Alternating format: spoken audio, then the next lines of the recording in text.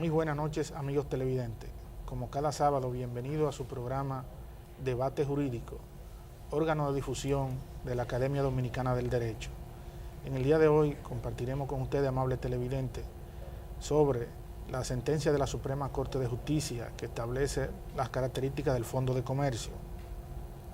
Comentaremos además las elecciones en Venezuela que tuvieron lugar el domingo último, la colocación de $1.000 millones por parte de la República Dominicana en el mercado financiero internacional, las declaraciones del director general de Migración en el desayuno del periódico Diario Libre y por último comentaremos la tormenta desatada por el dirigente PLDista Felucho Jiménez a propósito de si este es o no el momento del doctor Leonel Fernández. Hilario, buenas noches. Muy buenas noches, Julio, ¿cómo estás? Bien, con una agenda bastante variada. Sí, bastante. Y queremos iniciar primero con, lamentamos bastante el incendio que ocurrió en las inmediaciones del periódico Listín Diario. Esperemos que esto no pueda entorpecer el servicio que dan normalmente. Y bueno, como digo, lamentamos lo que ha ocurrido allá. Así es lamentable porque el Listín Diario es el decano de la prensa dominicana, es el diario de mayor prestigio, el de mayor circulación, y ese fuego que se produjo en los almacenes donde tienen la papelería, claro, parece ser que causó daños inmensos a este periódico, lo que no impidió que siguiera circulando. Y en la edición del martes de esta semana trae una interesante entrevista que le hicieron a Alan Greenspan, el jefe del Banco Central norteamericano durante 19 años. Bueno, sí, exactamente. Ex jefe. Pues mira, como siempre iniciamos con nuestras sentencias, el Tribunal Constitucional no ha estado tan activo, ni la Suprema en los últimos días. O sea que nos tomamos la libertad de escoger una sentencia del 2012, que aunque no es tan reciente, sí trae a colación algunos puntos de interés, no solamente para el ámbito jurídico, sino también para los comerciantes. Y es la sentencia que viene a consolidar lo que es el Fondo de Comercio en sí. El Fondo de Comercio había sido tratado en otras sentencias anteriormente, pero aquí la Suprema se toma la oportunidad para hacer una definición y recalcar, primero, que la legislación dominicana no establece, no legisla sobre lo que es el Fondo de Comercio, y que es una pena porque en verdad es una figura que ya en la legislación de origen nuestra, la francesa, ha sido bastante regulada, pero también aprovecha y establece una definición que en lo siguiente hablaremos a pequeños rasgos de lo que significa, y en verdad la Suprema básicamente establece que es la formación de bienes, sean estos bienes muebles, sean estos corporales o incorporales, que son utilizados para la explotación de una actividad comercial. Y es muy importante ese último aspecto, y es que la Suprema hace referencia a dos puntos esenciales. La actividad debe ser comercial y segundo, tiene que existir una clientela.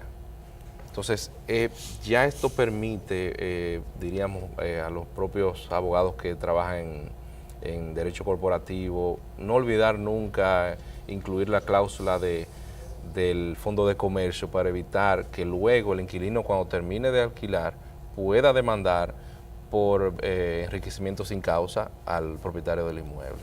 Así es, Hilario, el Fondo de Comercio, tal como tú estableces, y que la Suprema Corte de Justicia ha decidido reglamentar desde el punto de vista jurisprudencial, no es más que lo que se conoce popularmente en la República Dominicana como el punto comercial.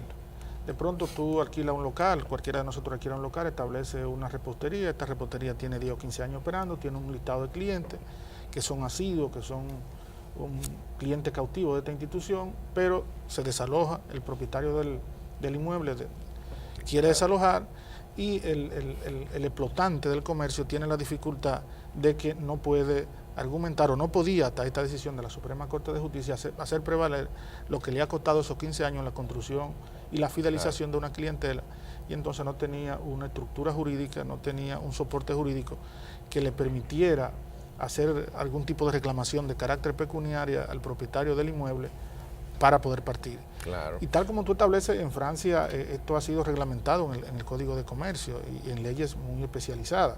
Nosotros que hemos avanzado mucho en la codificación de las diferentes áreas del derecho en la República Dominicana en los últimos 20 años, sin embargo, no nos habíamos abocado a establecer criterios expeditos, criterios claros en relación a lo que es el punto de comercio. Sí, vamos a decir, la desventaja aquí en el país es que se maneja todavía contractual, es decir, que si el que alquila y el que arrienda no establecen qué solución le van a dar, normalmente aquí se establece que el punto comercial, el que alquila renuncia al punto. Entonces, esa ha sido la práctica. Pero la Suprema deja muy claro que si no se establece en el contrato, que entonces el inquilino podría reclamar el beneficio que le está creando al que arrienda. Y para dejar un poco claro de qué se trata la sentencia, esta sentencia lo que resuelve un proceso donde una persona que explotaba un fondo de comercio lo traspasa a un tercero y ese tercero luego quiere beneficiarse del usufructo del inmueble. Pero ¿qué ocurre? Como el propietario del inmueble nunca contrató con esa persona no se beneficia del usufructo en sí. Y todo viene por el hecho de que no está regulado en nuestro país.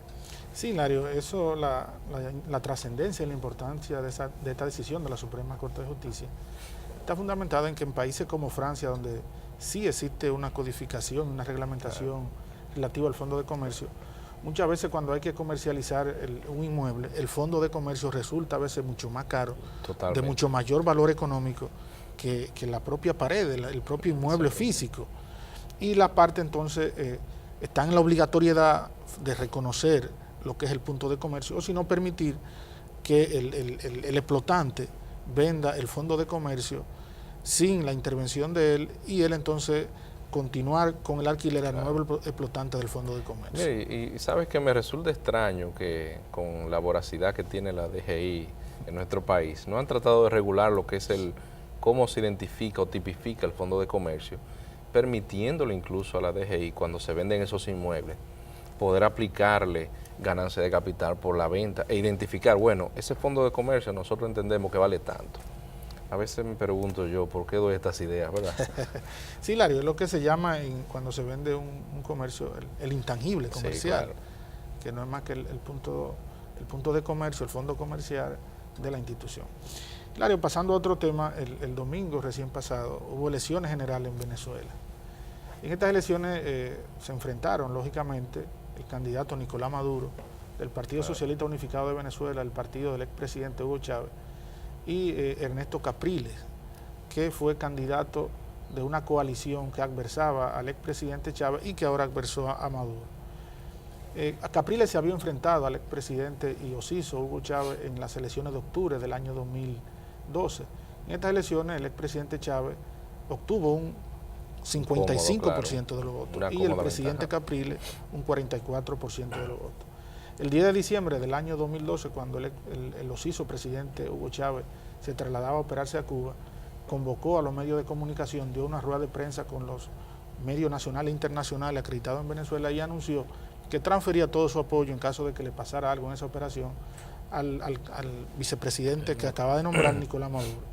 Murió el presidente Chávez, se convocaron nuevas elecciones, participaron en nuevas elecciones y el resultado fue tal como se pudo evidenciar el domingo último, un 50.60 para Nicolás Maduro y un 49.7 para el candidato Capriles. No, y la verdad que ha sido toda una sorpresa de la manera que ganó Maduro, porque todos esperábamos que mínimo repitiera lo que había ocurrido con el presidente Chávez, o parecido incluso a nuestro país con el caso de Peña Gómez. A la muerte de él sube Hipólito Mejía con aunque llegó al 49 y algo, pero la diferencia era tan grande con el opositor que no valía la pena una segunda elección. Pero en este caso fue tan reñida, y estamos hablando de un partido en el gobierno con todos los tentáculos del poder y apenas lograr unos puntos por encima. Nosotros estamos en presencia de un país totalmente dividido y uno de los principales errores o primeros errores que ha cometido el nuevo presidente es sentirse como que tiene una gran mayoría y que va a gobernar tranquilamente el país. Un país totalmente dividido. Sí. Así, Hilario, en el programa anterior nosotros nos referíamos a los retos que tenía cada uno de los candidatos en las elecciones recién finalizadas.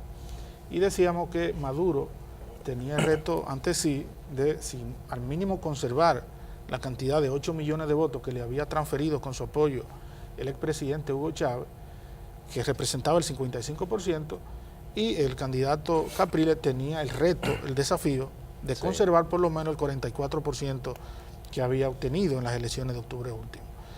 Hubo una campaña mediática extraordinaria y la sensación que daban los medios de prensa nacional e internacional era que el candidato Maduro iba a sobrepasar el porcentaje que obtuvo Hugo Chávez en las elecciones del mes de octubre. Sin embargo, los resultados fueron todo lo contrario. El candidato Maduro no pudo ni siquiera preservar los votos que sacó Hugo Chávez. Y al contrario, Capriles sí mejoró su récord, sí pudo lucir triunfante en los retos y los desafíos que tenía y obtuvo casi un 50%. De ahí surge un nuevo escenario en Venezuela y es que la clase política está dividida en dos partes casi iguales. Y cuando esa situación se da, es la situación casi similar a lo que pasó aquí en el año 1994 con el expresidente Joaquín Balaguer y el doctor José Francisco Peña Gómez, donde la diferencia fue muy mínima y donde el país estaba dividido en dos mayoría política casi iguales. Totalmente. No, y si te das cuenta, en el caso de Maduro tendrá que comprar una buena funda de carburo y ponérsela, porque él necesita madurar un poco en su manejo del Estado. Y si te das cuenta, inmediatamente inicia su periodo, o es electo hace unos días. El presidente de la Asamblea Nacional dice, tenemos que revisarnos. Entonces, tú de repente puedes inducir que no existe un verdadero interlocutor en el gobierno, aunque sí lo tenemos en la oposición. El interlocutor es totalmente Capriles, eso es indiscutible, pero en el gobierno tenemos el presidente de la Asamblea, que en otras ocasiones también ha tomado algunas decisiones que pueden dar a entender que existen dos visiones del gobierno actualmente. Sí, el presidente Maduro ha dado muestras de inmadurez política y de un escaso desarrollo político, algo extraño en un dirigente de su magnitud que viene del ala izquierda del sector sindical el ala izquierda y el sector sindical en América Latina son personas bien formadas políticamente. Sin embargo, por las declaraciones que ha dado el presidente Maduro uno puede denotar, y también por el desempeño propio de la campaña electoral, de que sus niveles de desarrollo político no son muy óptimos. Pero sobre ese tema, Hilario, continuamos conversando en nuestro próximo segmento. Amigos televidentes, continuamos en breve.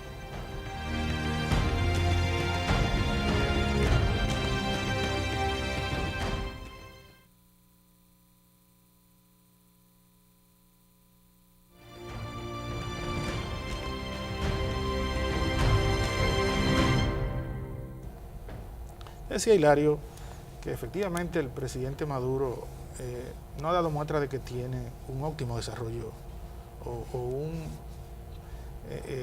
elevado nivel de desarrollo político, porque proviniendo del sector sindical, proviene de la misma ala que viene el presidente Lula da Silva en Brasil, y uno ha visto en su discurso que no conceptualiza profundamente, se queda un poco en la superficie.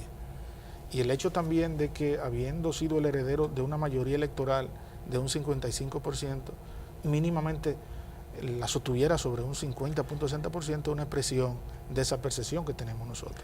Pareciera ser que Maduro, que abrevó en el sindicalismo, no leyó los conceptos elementales del materialismo histórico, ni leyó la vena abierta de América Latina, ni el 18 brumario de Napoleón Bonaparte, ni la lucha de clases en Francia, que son textos típicos de todos aquellos políticos que abrevan en las ideas de izquierda y que son militantes en el sector sindical. Bueno, podríamos decir que aparentaría que él inició con el perfecto idiota latinoamericano, pero esperemos que no. Sin embargo, Chávez, aunque no era tan profundo en sus discursos, pudo manejar y fue muy práctico en el manejo del poder. Y él creó una especie de gobierno llegando al pueblo y creando oposiciones internas. Ahora bien, no se le veía como alguien desconocedor del manejo y supo incluso aglutinar todas las fuerzas latinoamericanas a su provecho. Claro, con el favor